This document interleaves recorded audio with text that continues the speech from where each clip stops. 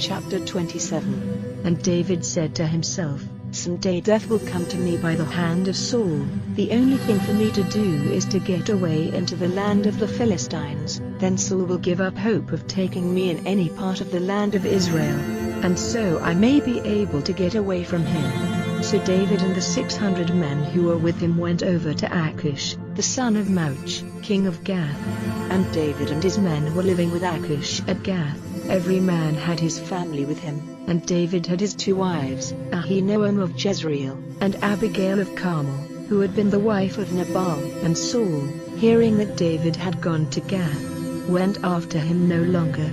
Then David said to Achish, "If now I have grace in your eyes, let me have a place in one of the smaller towns of your land, to be my living place, for it is not right for your servant to be living with you in the king's town." So Achish straightway gave him Ziklag, and for that reason Ziklag has been the property of the kings of Judah to this day.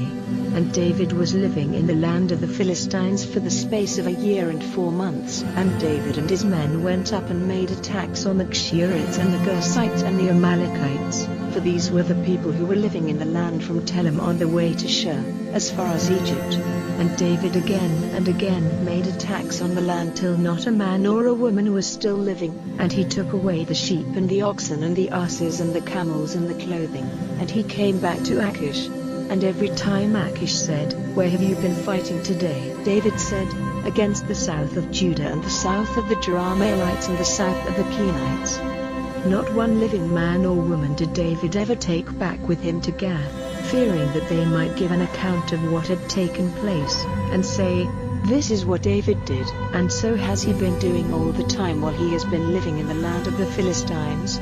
And Achish has belief in what David said, saying, "He has made himself hated by all his people Israel, and so he will be my servant forever."